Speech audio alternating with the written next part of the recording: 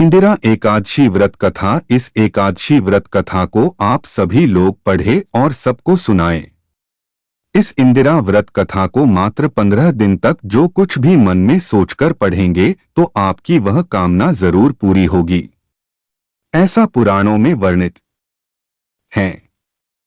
और इस दिन जो व्यक्ति सच्चे मन से इस व्रत पढ़ता है तो उसके पापों का नाश होता है तथा पूर्वजों को मोक्ष प्राप्त होता है। इसलिए आप सभी को अपने पूर्वजों को ये कथा सुनानी चाहिए और इस वीडियो को दूसरों के पास भी भेजिए, जिससे उनका भी कल्याण हो। चलिए शुरू करते हैं। प्राचीन काल में महिष्मती नामक नगरी में इंद्रसेन नाम का एक पराक्रमी और धर्मनिष्ठ राजा राज्य करता था। राजा इंद्रसेन भगवान विष्णु के अनन्य भक्त थे और वे अपने प्रजा के साथ हमेशा सत्य, धर्म और न्याय का पालन करते थे। एक दिन राजा इंद्रसेन अपने दरबार में बैठकर राज्य कार्यों में व्यस्त थे। तभी देवर्षि नारद उनसे मिलने आए। राजा ने आदरपूर्वक नारद जी का स्वागत किया और उनसे अपने आने का कारण पूछा। तब नारद जी ने बताया कि वे राजा के पूर्वजों के संदर्भ में एक महत्वपूर्ण संदेश लेकर आए हैं।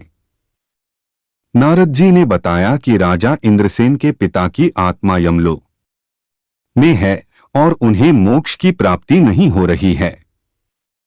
इसलिए राजा को अपने पिता की आत्मा के उद्धार के लिए इंदिरा एकादशी का व्रत करना चाहिए।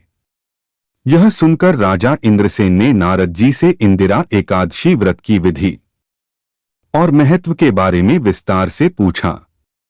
नारद जी ने बताया कि आश्विन मास के कृष्ण पक्ष की एकादशी को इंदिरा एकादशी कहते हैं और इस दिन व्रत करने से पापों का नाश होता है तथा पूर्वजों को मोक्ष प्राप्त होता है।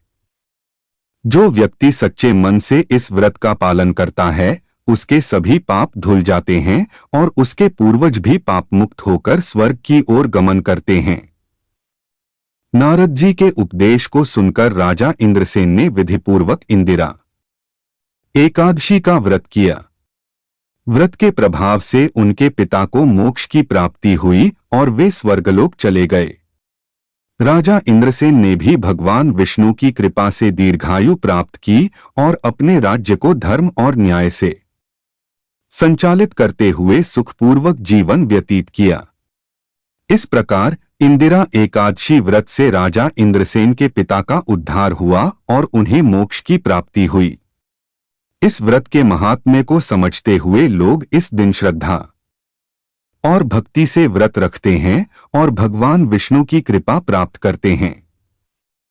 अगर कथा अच्छी लगी हो तो रोज भक्ति ज्ञान चैनल को लाइक सब्सक्राइब जरूर करें। धन्यवाद।